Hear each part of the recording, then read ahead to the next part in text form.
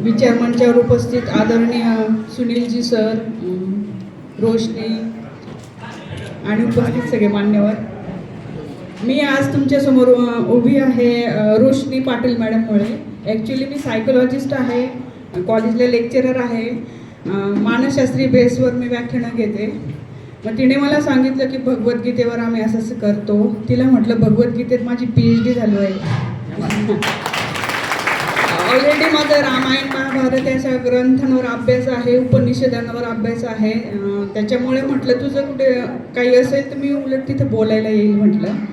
आणि मग ती म्हटली की आम्ही या पद्धतीने हे सगळं करतो.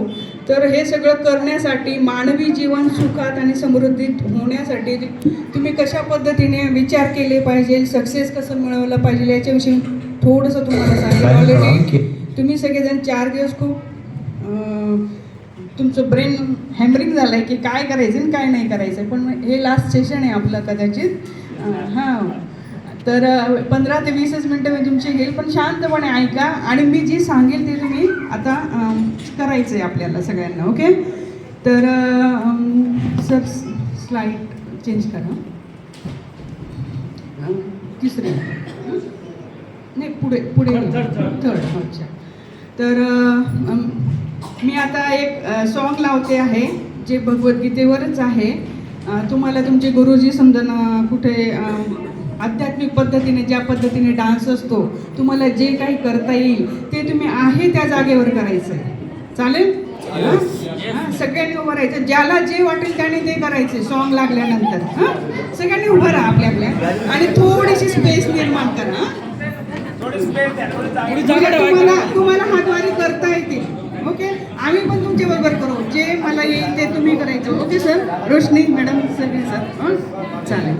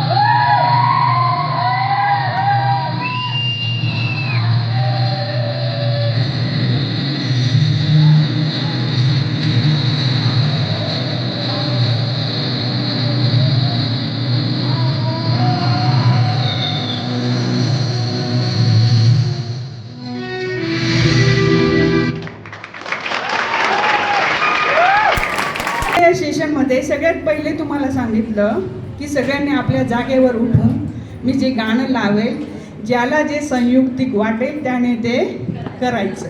बरोबर? गाणं सुरू झालं आणि ऑलमोस्ट हॉलमधील जवळजवळ 99% लोकांनी मला कॉपी केलं. बरोबर? म्हणजे काय, माणूस हा अनुकरणशील प्राणी आहे.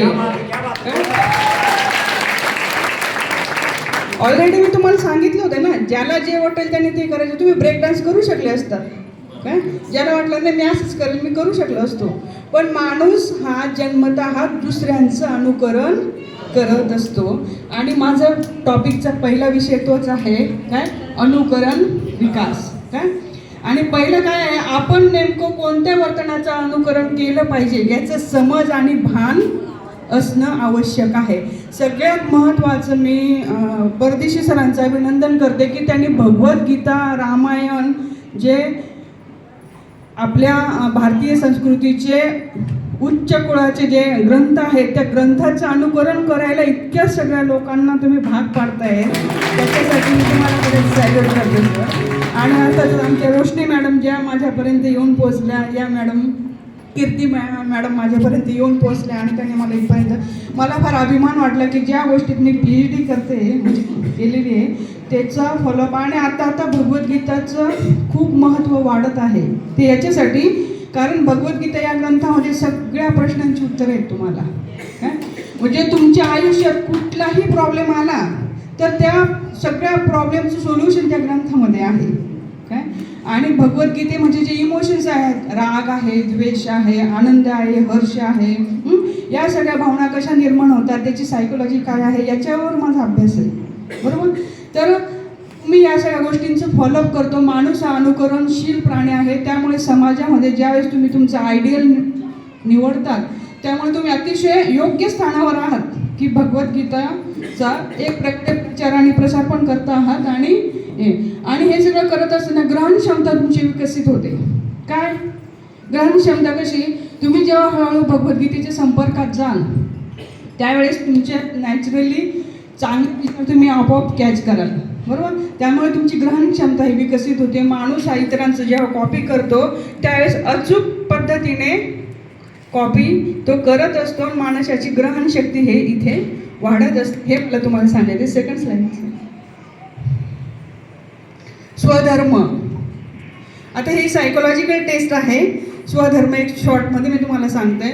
म्हणजे स्वधर्म म्हणजे काय, तुम्ही स्वतःला ओळखायचे की मी काय आहे. चालेल. आता मी त्यातला पहिला प्रश्न आहे, तुम्ही घनदाट जंगलातून जात आहात असा विचार करा सगळ्यांनी. आणि घनदाट जंगलातून जात असताना तुमच्या समोर कोणता प्राणी येईल असं तुम्हाला वाटतं? किती जणांना वाटतं वाघ येईल? हात. ऑलमोस्ट सगळ्यांनाच. अच्छा. बरं, तो प्राणी समोर आल्यावर तुम्ही काय कराल? पळून जाऊ.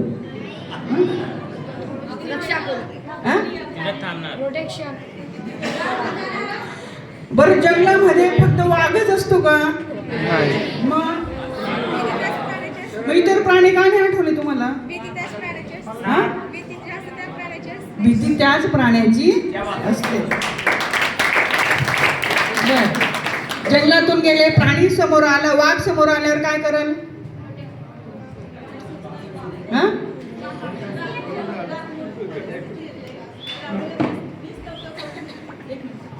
काय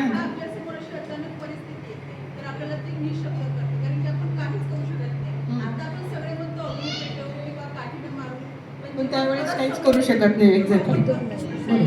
हो हो. पण माझं म्हणणं आहे वाघच का, दुसरं का नाही? अस्वल. Very good. अस्वल. मला वेगळी उत्तर अपेक्षित आहेत. अस्वल यायला वाटतं. काय वय बेटा तुझं? 11 वर्ष. 11 वर्ष. Very nice. अजून? साप. अजून? रांडुकर. वा. हत्ती. Very nice. अजून? चित्ता. मोर. कुणाला वाटतं मोर हरवतो? Very nice. यांच्यासाठी काय वाजवा. अजून? अजून? हरिण. बरं ठीक आहे. या सगळ्यांनी त्या प्रश्न विचार त्याचं उत्तर तुम्ही तुमच्या मनात तरी क्लिअर करायचं की तुम्ही जंगलातून जाताय, तो प्राणी समोर आला, तो बरं मोर समोर आल्यानंतर तुम्ही काय कराल मॅडम? हो. अरे वा वा वा. फोटो काढायला यांनी पण छान उत्तर दिलं. फोटो काढा. बरं, मग तुम्ही जात आहात, प्राणी समोर आला, जंगलात तुमचं घर आहे, त्याला वॉल कंपाऊंड पाहिजे की नाही पाहिजे? पाहिजे. कुणाला वाटतं पाहिजे? हात वर करा. जंगलामध्ये घर आहे त्याला वॉल कंपाऊंड पाहिजे की नाही पाहिजे? पाहिजे. सगळ्यांना वाटतं पाहिजे. बरं, पण तुम्ही आता मस्तपैकी घरात गेलात. घरात गेल्यानंतर तुमच्या समोर वेगवेगळ्या प्रकारचे पदार्थ ठेवलेले आहेत. मोठा डायनिंग टेबल आहे, मोठा म्हणजे 20-25 खुर्च्यांचा. तर असं तुम्हाला वाटतं की माझ्या शेजारी कोण बसायला हवं? काय वाटतं? आई वडील. अजून? सुनील पाटील सर. फ्रेंड्स, मी तुम्हाला आता ह्या सगळ्या प्रश्नांची उत्तरं सांगते. सायकोलॉजी काय सांगते, स्वधर्म तुमचा काय आहे ते सांगतो. ज्यांना असं वाटतं की मी जंगलातून प्रवास करताना माझ्यासमोर जो प्राणी येईल, आयुष्यातले संकट तुम्हाला त्या पद्धतीने वाटतात. बरोबर? तुमच्या आयुष्यामध्ये एखादी गोष्ट आहे, अचानक ती उद्भवली. आता मुलांचं असतं, परीक्षा जवळ आली तर त्यांना तो वाघासारखं वाटतो. बरोबर? आता घरात एखादी व्यक्ती आजारी पडली तर ती घटना तुम्हाला तशी वाटते, असं त्याचा अर्थ आहे. आणि ती घटना समोर आल्यानंतर तुम्ही ज्या पद्धतीने रिॲक्ट करतात तसं तुमचं जीवनाकडे बघण्याचा दृष्टिकोन आहे. आणि नंतर आहे की वॉल कंपाऊंड पाहिजे की नाही पाहिजे, ते याच्यामध्ये मी तुम्हाला असं सांगेल की वॉल कंपाऊंड पाहिजे म्हणजे सगळ्यांना समाजाच्या नीती नियमाच्या चौकटीत राहायला पाहिजे. आणि म्हणूनच हे कारण आहे की आज सगळे तुम्ही एकत्र आहात भगवद्गीता जरीचं काम करायला. आणि डायनिंग टेबलवर तुमच्या बाजूला कुठली व्यक्ती पाहिजे याच्या मागे ती व्यक्ती तुमच्या आयुष्यातली सगळ्यात प्रिय व्यक्ती असते, जिच्याजवळ तुम्ही तुमच्या आयुष्यातले सुख आणि दुःख दोन्हीही शेअर करतात. काय आयुष्य जगताना तुमच्या जवळ एक तरी व्यक्ती अशी पाहिजे की जिला तुम्ही मनमोकळेपणे सगळं सांगू शकाल, इतकं सगळं सांगू शकाल की तुम्हाला कोणाला शिव्या द्याव्याशा वाटतात, वाईटातला वाईट विचार आणि चांगल्यातला चांगला विचार तुम्हाला सांगता आला पाहिजे. त्याच्याशिवाय माणूस हा हॅपी राहत नाही. त्याच्यामुळे कमीत कमी तुमच्या आयुष्यात एक व्यक्ती असं पाहिजे की तिला तुमच्या आयुष्याचे सगळे सत्य माहीत पाहिजे. बरोबर?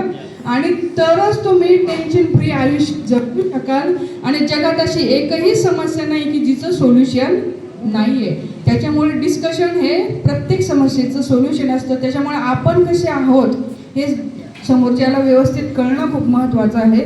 सेकंड, आणि आता तुम्ही भगवद्गीतेचं करता आहात तर मी सगळ्यात काय चांगलं करू शकते, आयुष्याचं टार्गेट निवडताना मी चांगलं काय काम करू शकते, आणि सगळ्यात महत्त्वाचं मला काम करताना मजा येते का. आत्ता माझ्या पुढे जे मॅडम बोलत होत्या, काय त्यांचं नाव, सोनम, त्या अगदी मनापासून बोलत होत्या. काय म्हणजे त्या इन्व्हॉल्व आहेत. त्या म्हणजे जे काम तुम्ही चूज करतात त्याच्यात तुमचं 100% डिवोशन पाहिजे. आता हे वेगवेगळे शोध लागलेत, ते कशामुळे लागलेत, शास्त्रज्ञांनी त्या विषयावर तासनतास काम केलं. आणि जी गोष्ट आपल्याला आवडते मनापासून तिच्यात जर तुम्ही काम केलं तर तुम्हाला कळत नाही वेळ कसा गेला. आणि जी गोष्ट तुम्ही बळजबरीने चला 4 बाया जातात म्हणून मी जाते, तर तुम्हाला ती गोष्ट आवडणार नाही. त्याच्यामुळे सगळ्यात पहिले जे तुम्ही चूज केले त्याच्यावर प्रेम करता आलं पाहिजे. ती गोष्ट तुम्हाला समजली पाहिजे, तरच तुम्ही आयुष्यामध्ये यशस्वी होतात. जेव्हा यशस्वी झालेल्या व्यक्तींचे जेव्हा आपण अनुभव ऐकतो किंवा पुस्तकांमध्ये वाचतो, तेच म्हटले की मी माझ्या कामावर प्रेम केलं. आणि प्रेम केल्यानंतर ती शक्ती कशी तुमच्या समोर कामास येते याचे वेगवेगळी उदाहरणं पण आपल्याला पाहता येतील. पण हे सगळं करत असताना त्याच व्यक्ती यशस्वी झाल्या ज्यांनी ती गोष्ट मनापासून केली. आणि त्याच्यानंतर ही जी ग्रॅव्हिटी असते पृथ्वी तलावरची ती कशी काम करते ते आपण थोडंसं बघू. पुढे घ्या सर. आता कुठे जायचं आहे हे तर हे स्टुडंटसाठी आहे की आपली मेहनत, आपली दिशा. आता तुमचं टार्गेट तर फिक्स आहे की भगवद्गीता आपल्याला लोकांपर्यंत पोहोचवायची आहे. आणि त्याच्याबद्दल मी किती काम करू शकते किंवा माझं डिवोशन कसं राहील, त्याच्यासाठी तुम्ही जसा विचार करता तसे तसे लोक तुम्हाला तुमच्या आयुष्यात भेटत जातात. सेकंड सर, हे सगळं करत असताना तुम्हाला कामाचं नियोजन पण करता आलं पाहिजे. ज्या वेळेस स्त्री घरातून बाहेर पडते इतकं सोपं नाही तिला घर सोडून यायचं. आत्ताही तरी तुम्ही इथं बसलाय तरी कामवालीची लाईन लावली असेल, घरात स्वयंपाकाची 5 वाजता कुणी ज्येष्ठ असतील त्यांची चहाची लाईन, या सगळ्या गोष्टींचं स्त्रियांचं नियोजन हे आपल्यातून असतं. काय जेव्हा ती घर, नोकरी किंवा व्यवसाय सांभाळते या गोष्टीमध्ये तिचं नियोजन असतं की मी उद्या काय करायचं आहे. शिवाजी महाराजांच्या आयुष्यातले, शिवाजी महाराज किती वर्ष जगले माहिती आहे कोणाला? फक्त 50 वर्ष. त्यांचे 15 वर्ष बालपणात गेले, 5 वर्ष त्यांचे रणनीती शिकण्यात गेले, उरले फक्त 30 वर्ष. 30 वर्षानंतर शिवाजी महाराजांनी 750 वर्षाची गुलामगिरी हटवली. किती? म्हणजे त्यांचं नियोजन किती अफाट होतं. बरोबर? त्याच्यामुळे आजच्या या घडीला मी भगवद्गीतेचे इतक्या भगवद्गीता मी आता विकल्या आहेत. 1 वर्षानंतर मी किती विकेल त्याचं टार्गेट तुमचं आताच फिक्स पाहिजे. काय? यस. मॅडम याच्यासाठी मला वेळ कसा मिळेल, मी लोकांपर्यंत पोहोचेल कसं, तुमचं कम्युनिकेशन स्किल कसं वाढवाल. कम्युनिकेशन स्किल वाढवण्यासाठी रोज आरशासमोर बसून तुम्हाला बोलता आलं पाहिजे की यस मी असं पद्धतीने बोलेल. आणि तुमचं कम्युनिकेशन स्किल केव्हा वाढेल, ज्या वेळेस तुम्हाला भगवद्गीतेचं स्वतः नॉलेज राहील. काय माणसाला भीती कसली वाटते माहिती आहे, आपल्याला त्या विषयाचं ज्ञान नसलं तरच भीती वाटते. परदेशी सर तर सांगतायत तुम्हाला असं करा तसं करा तसं करा, पण ॲक्च्युअलमध्ये ज्यावेळेस तुम्ही लोकांना फेस करतात त्यावेळेस नक्की कृष्णाने अर्जुनाला काय सांगितले आहे, कोणत्या अध्यायामध्ये काय आहे, कुठल्या अध्यायात कुठली भावना निर्माण झाली आहे, याच्यामध्ये कृष्णाला काय म्हणायचं होतं, अर्जुनची मनस्थिती काय होती, याचा तुमचा स्वतःचा अभ्यास होणं सुद्धा खूप गरजेचं आहे. अभ्यासाशिवाय माणूस बोलू शकत नाही. त्याच्यामुळे भगवद्गीतेचा सगळ्यात पहिल्या अध्यायात काय आहे ते तेवढं तुमचं पाठ पाहिजे. तुम्हाला एखाद्या स्कूलमध्ये बोलवलं तर तुम्हाला बोलता आलं पाहिजे. काय म्हणजे ज्यावेळेस तुम्ही भगवद्गीता समोरच्याला घ्यायला सांगतात त्यावेळेस तुम्हाला स्वतःला माहीत पाहिजे की कुठल्या अध्यायात काय सांगितलेलं आहे. काय इतकी आखी भगवद्गीता तुम्ही पाठ नाही करू शकत, पण ॲटलिस्ट तुम्हाला एका अध्यायावर 2 पानं तरी बोलता आलं पाहिजे. म्हणजे समोरच्याला निरुत्तर, म्हणजे ज्या वेळेस आत्मविश्वास तुमच्यात येईल की यस मला भगवद्गीता सगळी समजते. आणि नॅचरली ज्याला भगवद्गीता समजते त्याच्या वागण्यात, त्याच्या बोलण्यात, त्याच्या विचारात, प्रत्येक कृतीमध्ये भगवद्गीता येतेच. आणि प्रत्येक ठिकाणी तो कृष्ण तुम्हाला मदत करेलच. एक अर्जुन भेटेल, एक कृष्ण भेटेल, पण कुठल्याही अवस्थेमध्ये तुम्हाला सगळ्या गोष्टी ह्या नॅचरली भेटतील. याच्यासाठी अफाट नियोजन तुम्हाला करावं लागेल. जर तुम्ही वेळेची किंमत केली तरच वेळ तुमची किंमत करेल. काय आज जो वेळ तुम्ही इथं दिला याच्यातून तुम्ही काहीतरी घेऊन गेल्यानंतर आजच्या या स्टेजवर तुम्ही आहात, पुढच्या स्टेजला तुम्ही इथे असाल. काय असं तुम्ही मनामध्ये ठाम विश्वास केला तरच ते होईल. नेक्स्ट सर, आता आकर्षणाचा सिद्धांत. हे सगळं जग आहे ग्रॅव्हिटीवर चालू आहे, माहिती आहे, गुरुत्वाकर्षण शक्ती. माणूस चंद्रावर गेल्यावर तो उडतो, बरोबर. आपण इथं स्टेबल का आहे, गुरुत्वाकर्षण शक्ती काम करते. जगामध्ये 2 शक्ती काम करतात, एक कोणती असते पॉझिटिव्ह आणि एक असते निगेटिव्ह. मी प्लस केले बघा. आपण जेव्हा जमिनीवर बसतो, आसन घेऊन बसतो, का देवाची पूजा करताना आसन घेतात ना तुम्ही, का कारण तुम्ही जे नामउच्चार करतात त्यावेळेस ती नामाची जी शक्ती आहे ती तुमच्यात राहायला पाहिजे. म्हणून मग तुमच्यात कशाने राहते ती, तुम्ही जे आसन घेतात ना त्या आसनामुळे. आणि ते जर तुम्ही खाली जमिनीवर बसलात तर ती शक्ती येते तुमच्यामध्ये आणि जमिनीत परत विलीन होते. म्हणून आसन खूप महत्त्वाचं असतं. आता हे तुम्ही खुर्चीवर बसलेत म्हणून हे तुमच्या डोक्यात जातंय.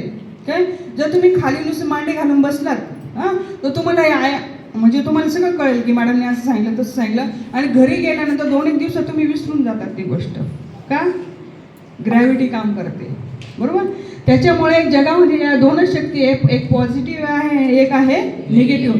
तुम्ही विचार केला की 1 वर्षानंतर माझ्या जवळजवळ 3000 भगवद्गीता ह्या विकल्याच जातील. काय तर काय होईल, तुम्हाला अशी लोक भेटत जातील की जे भगवद्गीतेशी संबंधित राहतील. ज्यांना आवड असेल किंवा ज्यांना घ्यायची इच्छा असेल किंवा असं काहीतरी होईल. आणि तुम्ही जे हे काम करतायत ना, हे एक प्रकारे पुण्य पण आहे, व्यवसाय पण आहे. म्हणजे तुमचा स्वार्थ आणि परमार्थ दोन्ही साधतायत, म्हणजे ग्रेट आहे.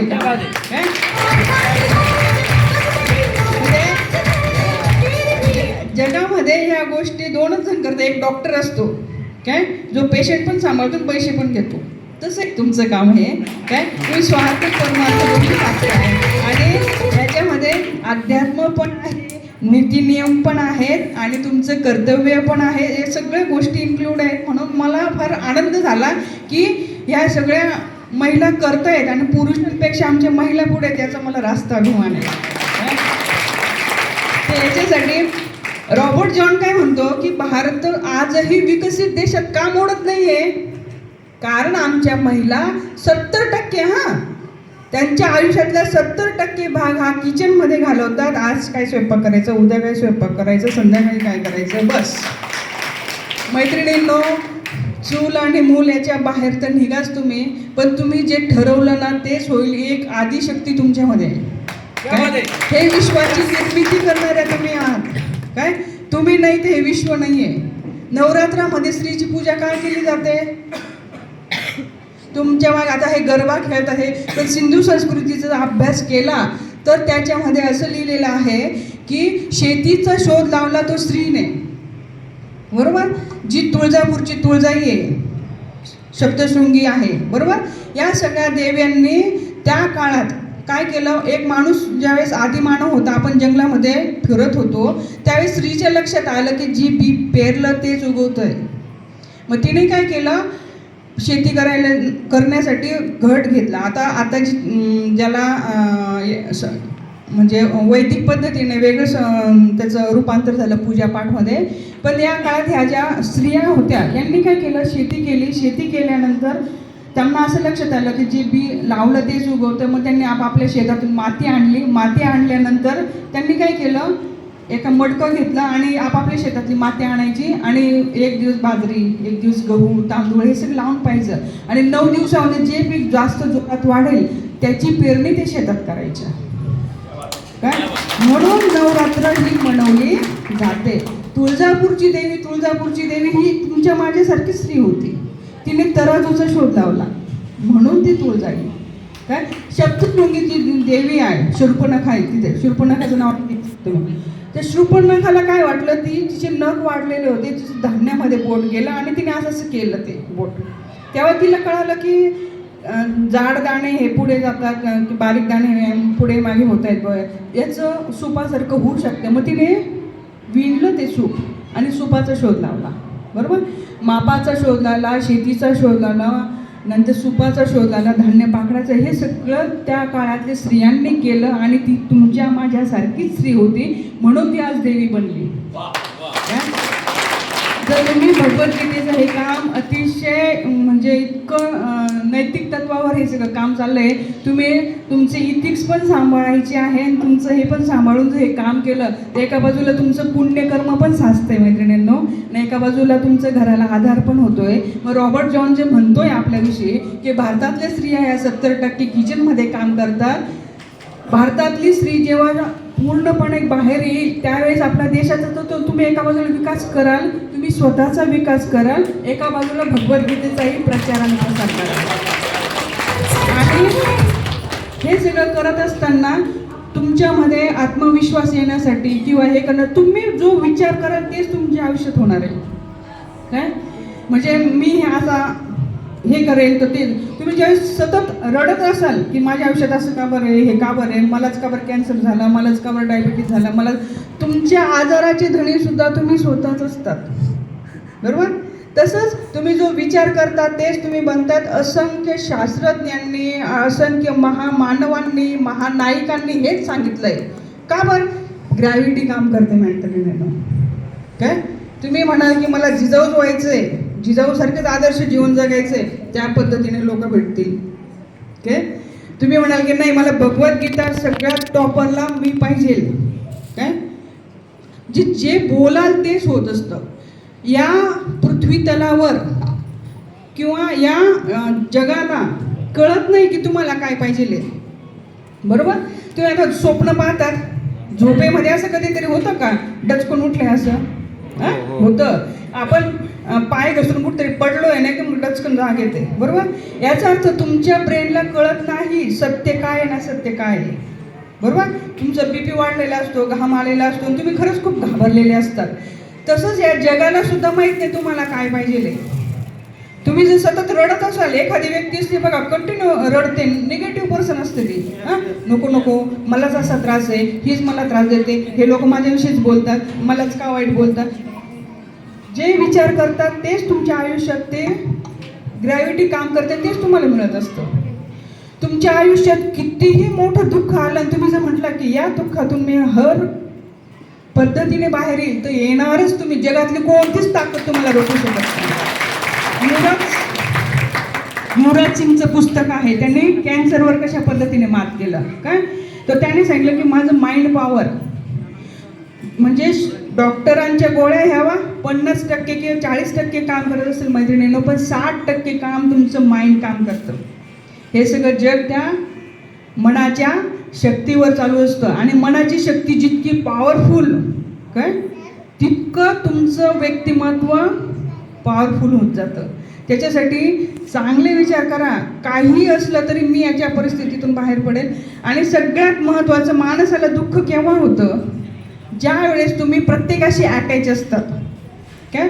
त्याच्यासाठी घरामध्ये तुमचा मुलगा असेल, नवरा असेल, काही भाऊ बहीण, सासू सासरे, प्रत्येकाशी 1 फूट अंतर ठेवून तुम्हाला राहता आलं पाहिजे. अपेक्षाहीन जगणं म्हणतात त्याला काय.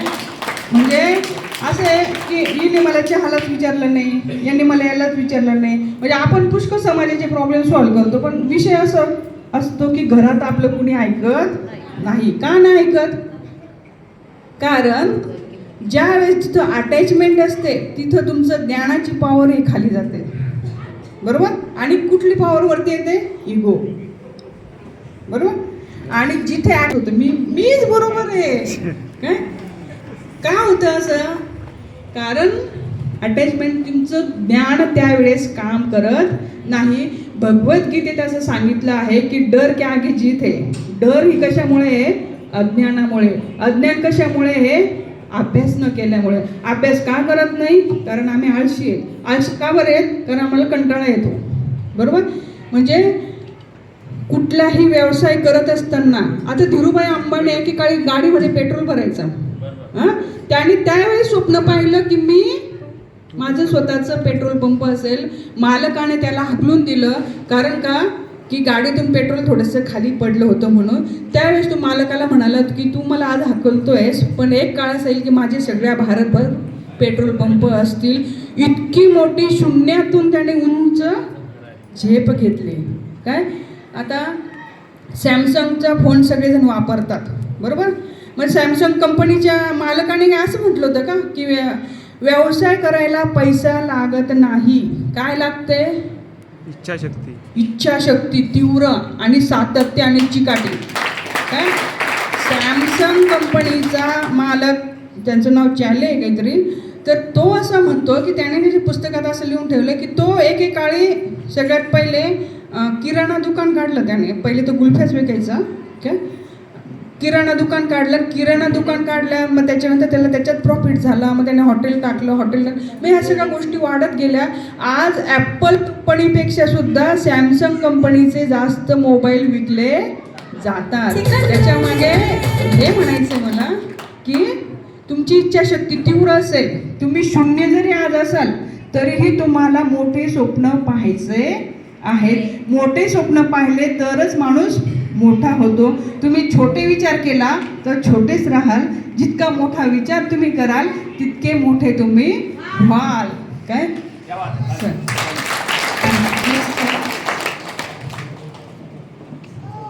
अहंकार. व्यवसाय करत असताना किंवा दैनंदिन जीवन जगत असताना तुम्हाला अहंकारावर मात करता आली पाहिजे.